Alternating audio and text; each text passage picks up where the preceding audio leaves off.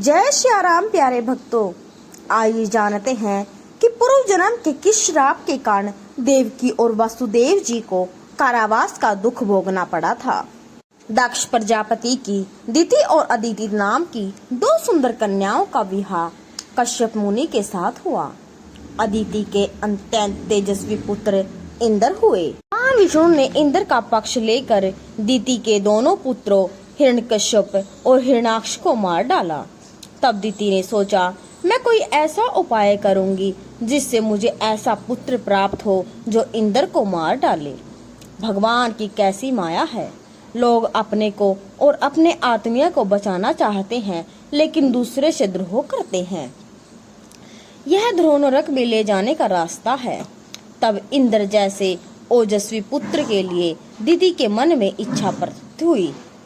अतः वह अपने पति कश्यप जी को प्रसन्न करने के लिए उनकी सेवा करने लगी। दिति ने अपने मन का संयम कर प्रेम, विवेक, मधुर भाषण, मुस्कान व चित्तवन से कश्यप जी के मन को जीत लिया। वे दिति की सेवाओं से मुग्ध होकर जड़ हो गए। उन्होंने दिति से कहा, अब तुम जो चाहो हम करने को तैयार हैं। दिति ने देखा कि ये वचनबद्ध हो गए हैं, तो उसने कश्यप जी से प्रार्थना की कि मुझे बलशाली एवं परम शक्ति संपन्न पुत्र देने की कृपा करे, जो इंद्र को मार दे। यह सुनकर कश्यप जी को बहुत दुख हुआ, क्योंकि इंद्र अदिति के गर्भ से कश्यप जी के ही बेटे हैं। उन्होंने सोचा कि माया ने मुझे पकड़ लिया। संसार में लोग स्वार्थ के लिए पति पुत्र आदि का विनाश कर देते हैं। अब क्या होगा? मैंने जो वचन दिया है, न तो वह व्यर्थ होना चाहिए और न इंद्र का अनिष्ट होना चाहिए। इस प्रकार सोच विचार करके कश्यप मुनि ने दिति को 1 वर्ष का पुंसन व्रत धारण करने के लिए कहा। कश्यप जी ने कहा, यदि तुम 1 वर्ष तक व्रत का पालन करोगी तो तुम्हारे जो बेटा होगा वह इंद्र को मारने वाला होगा। लेकिन यदि व्रत में कोई त्रुटि हो जाएगी तो वह इंद्र का मित्र हो जाएगा। कश्यप मुनि ने व्रत के लिए दिति को इन नियमों का पालन करने के लिए कहा। इस व्रत में किसी भी प्राणी को मन, वचन या कर्म के द्वारा सताए नहीं, किसी को श्राप या गाली ना दे, झूठ ना बोले, शरीर के नख व बाल ना काटे, किसी भी अशुभ वस्तु का स्पर्श न करे, क्रोध न करे, बिना धुला वस्त्र ना पहने और किसी की पहनी हुई माला ना पहने, झूठा ना खाए, मांस युक्त अन्न का भोजन ना करे, शूद्र का और रस वाला स्त्री का अन्न भी ना खाए, झूठे मुंह संध्या के समय बाल खोले हुए घर से बाहर ना जाए, सुबह शाम सोना नहीं चाहिए। इस प्रकार इन निषिद्ध कर्मों का त्याग कर सदैव पवित्र और सौभाग्य के चिन्हों से सुसज्जित रहे। प्रातः गाय, ब्राह्मण, लक्ष्मी जी और भगवान नारायण की पूजा करके ही कलेवा करे। सुहागन स्त्रियां व पति की सेवा में संलग्न रहे और यही भावना करती रहे कि पति का तेज मेरी कोख में है। अपने पति की बात मानकर दिति उनके ओर से सुंदर गर्भ धारण कर पुंसन व्रत का पालन करने लगी। वह भूमि पर सोती थी और अति पतिव्रता का सदा ध्यान रखती थी। इस प्रकार जब उसका तेजस्वी गर्भकाल पूर्ण होने को आया तो दिति के एक अत्यंत दीप्तिमान अंगों को देखकर अदिति को बड़ा दुख हुआ। उसने अपने मन में सोचा कि यदि दिति के गर्भ से इंद्र के समान महाबली पुत्र उत्पन्न होगा तो निश्चय ही मेरा पुत्र निस्तेज हो जाएगा।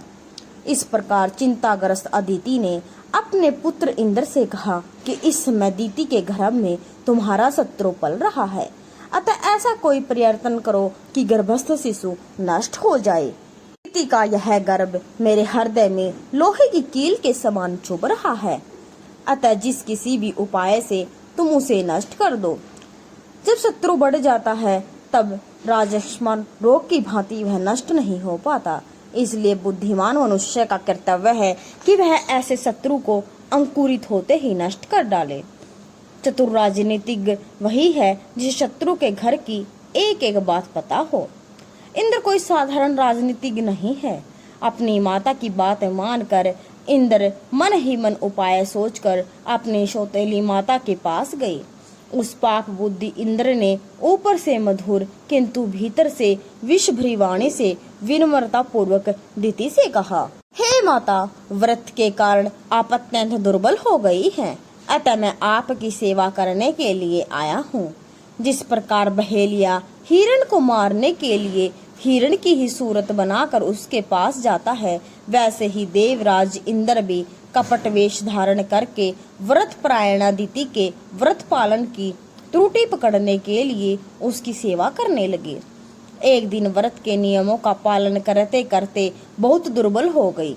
दिति से इंद्र ने कहा, माता, मैं आपके चरण दबाऊंगा, क्योंकि बड़ों की सेवा से मनुष्य अक्षयगति प्राप्त कर लेता है। ऐसा कहकर इंद्र उनके दोनों चरण पकड़कर दबाने लगा। चरण दबाने से दिति को बहुत सुख हुआ और उसे नींद आने लगी। उस दिन वह पैर धोना भूल गई और बाल खोले ही सो गई। दिति को नींद के वशीभूत देकर इंद्र योग बल से अत्यंत सूक्ष्म रूप बनाकर हाथ में शस्त्र लेकर बड़ी सावधानी से दिति के उदर में प्रवेश कर गए और वज्र से उस गर्भस्थ बालक के 7 टुकड़े कर डाले। तब वे 7 टुकड़े सूर्य के समान तेजस्वी 7 कुमारों के रूप में परिणित हो गए। वज्र के आघात से गर्भस्थ शिशु रोने लगे। तब दानव शत्रु इंद्र ने उसमें मारुद मत रो कहा। फिर इंद्र ने उन 7 टुकड़ों के 7 टुकड़े और कर दिए। इस प्रकार 49 कुमारों के रूप में होकर वे जोर जोर से रोने लगे। तब उन सबों ने हाथ जोड़कर इंद्र से कहा कि हे देवराज, तुम हमें क्यों मार रहे हो? हम तो तुम्हारे भाई मरुद्रण हैं। इंद्र ने मन ही मन सोचा कि निश्चय ही यह सौतेली माँ दिति के व्रत का परिणाम है कि वज्र से मारे जाने पर भी इनका विनाश नहीं हुआ। ये एक से अनेक हो गए, फिर भी उधर की रक्षा हो रही है। इसमें संदेह नहीं है कि ये अवध्य हैं, इसलिए देवता हो जाए।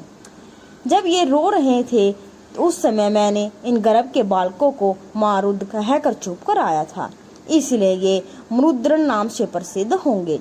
इंद्र ने सौतेली माता के पुत्रों के साथ शत्रु भाव न रखकर उन्हें सोम रस का पान करने वाले देवता बना लिया और छली इंद्र द्वारा अपने गर्भ को विकृत किया जानकर दिति जाग गई और दुखी होकर क्रोध करने लगी। यह सब मेरी बहन अदिति द्वारा कराया गया है, ऐसा जानकर दिति ने कुपित होकर अदिति और इंद्र दोनों को श्राप दे दिया कि इंद्र ने छल पूर्वक मेरा गर्भ छिन्न भिन्न कर डाला है, उसका त्रिभुवन का राज्य शीघ्र ही नष्ट हो जाए। जिस प्रकार पापिनी अदिति ने गुप्त पाप द्वारा मेरे गर्भ को नष्ट करवा डाला है, उसी प्रकार उसके पुत्र भी कर्मशः उत्पन्न होते ही नष्ट हो जाएंगे और वह पुत्र शोक से अत्यंत चिंतित होकर कारावास में रहेगी। तब कश्यप जी ने दिति को शांत करते हुए कहा कि देवी, तुम क्रोध मत करो। तुम्हारे ये 49 पुत्र मरुद देवता होंगे जो इंद्र के मित्र बनेंगे। तुम्हारा श्राप 28वें द्वापर युग में सफल होगा। वरुण देव ने उसे श्राप दिया था। इन दोनों श्रापों के सहयोग से यह अदिति मनुष्य योनि में जन्म लेकर देवकी के रूप में उत्पन्न होगी और अपने किए कर्म का फल भोगेगी।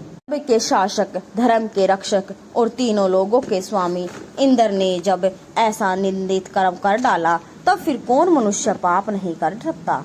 ब्रह्मा से लेकर तृण पर्यंत स्थावर जंगम सभी प्राणी माया के वशीभूत रहते हैं और वह माया उनके साथ क्रीड़ा करती रहती है। यह महामाया मोह में डाल देती है और जगत में निरंतर विकार उत्पन्न किया करती है। वेदों में कहा गया है कि सत्वगुण से सभी देवता, रजोगुण से मनुष्य और तमोगुण से पशु पक्षी आदि जीव उत्पन्न होते हैं। एवं जब स्तवगुण से उत्पन्न देवताओं में भी निरंतर आपस में वैर भाव रहता है, तब पशु पक्षियों में परस्पर जाति वैर उत्पन्न होने में क्या आश्चर्य है। देवता भी सदा असंतुष्ट होते हुए देवपरायण होकर आपस में विरोध रखते हैं। चंद्रमा ने जानबूझकर अपने गुरु बृहस्पति जी की पत्नी का बलपूर्वक हरण कर लिया। उसी प्रकार इंद्र ने महर्षि गौतम की पत्नी के साथ अनाचार किया। जगतपति भगवान विष्णु ने वामन रूप धारण कर छल से राजा बलि को ठग लिया, लेकिन विजय राजा बलि की ही हुई। उन्होंने समस्त भूमंडल का दान कर दिया।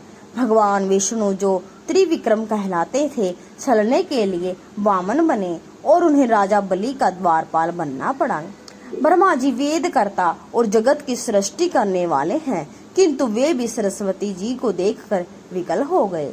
जब शिव जी की भार्या पत्नी सती दक्ष यज्ञ में जलकर भस्म हो गई, तब लोगों का दुख दूर करने वाले हुए भी शिव जी शोक संपन्न हो गए और काम अग्नि में जलते हुए यमुना नदी में कूद पड़े। तब उनके ताप के कारण यमुना जी का जल श्याम वर्ण का हो गया। शिव जी भृगु ऋषि के वन में जाकर दिगंबर होकर विहार करने लगे। तब शांति प्राप्त करने के लिए उन्होंने दानवों के द्वारा निर्मित बावली का जल पिया। अपने कर्म के प्रभाव से ही रुद्र को मुंडों की माला धारण करनी पड़ती है। इंद्र को बैल बनकर पृथ्वी पर सूर्यवंशी राजा कुथुस्थ का वाहन बनना पड़ा। भगवान श्री राम भी काम से व्याकुल होकर सीता के वियोग में जोर जोर से रोते हुए वृक्षों से पूछते फिरते थे कि सीता कहाँ चली गई। हे खग मृग, हे मधुकर श्रेणी, तुम देखी सीता मृग नैनी। काम, क्रोध, अमर्ष, शोक, वैर, प्रेम, सुख दुख, भय, दीनता, सरलता, पाप, पुण्य, वचन, मारण, पोषण, चलन, ताप, लोभ, दंभ, मोह, कपट और चिंता आदि के भाव मनुष्य जन्म में ही विद्यमान रहते हैं। वे भगवान विष्णु भी शाश्वत सुख का त्याग करके इन भावों से ग्रस्त मानव का जन्म परशुराम, राम और कृष्ण के रूप में बार बार लेते हैं। इस प्रकार इस संसार में सभी प्राणी विधि के नियमों में बंधकर सदा सुख और दुख से युक्त रहते हैं। जगत की सृष्टि करने में समर्थ उन भगवान श्री कृष्ण ने माता देवकी के गर्भ में रहते हुए भी अपने माता पिता को बंधन से मुक्त क्यों नहीं कर दिया। यह संपूर्ण चराचर जगत योग माया के अधीन रहता है। ब्रह्मा से लेकर स्थावर जंगम सभी प्राणी सतव, रज और तम इन गुणों द्वारा उन्हीं में गुथा हुआ है। इस प्रकार योग माया की बड़ी महिमा है। ब्रह्मा, रुद्र, इंद्र, वरुण, यम, कुबेर, अग्नि, सूर्य, चंद्रमा आदि देवता, ऋषि मुनि ये सब बाजीगर के अधीन कठपुतली की भांति सदा योग माया के अधीन रहते हैं। भगवान के सभी अवतार रस्सी से बंधे हुए के समान भगवती से ही नियंत्रित रहते हैं। भगवान विष्णु भी कभी बैकुंठ में और कभी क्षीर सागर में आनंद लेते हैं। कभी अत्यधिक बलशाली दानवों के साथ युद्ध करते हैं, कभी योग निद्रा के वशीभूत होकर शयन करते हैं, कभी मलमूत्र तथा स्नायु से भरे गर्भ में वास से होने वाले दुख भोगने को विवश हो जाते हैं। इस प्रकार सभी देवता काल पाश से आबद्ध रहते हैं। अतः मनुष्य हो या देवता, किए गए शुभ या अशुभ कर्मों का फल तो अवश्य ही भोगना पड़ता है। इसलिए जगत की सृष्टि करने में समर्थ उन भगवान श्री कृष्ण ने माता देवती के गर्भ में रहते हुए अपने माता पिता को बंधन से मुक्त नहीं किया।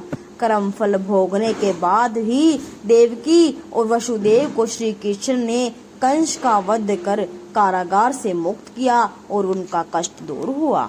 तो दोस्तों, यह कहानी सुनकर हमें पता चलता है कि हमारे कर्मों का फल तो हमें भोगना ही पड़ता है। अगर हम अच्छे कर्म करेंगे तो उसका फल अच्छा मिलेगा और बुरे कर्मों का फल तो बुरा ही मिलता है। जय श्री राम, जय श्री कृष्ण।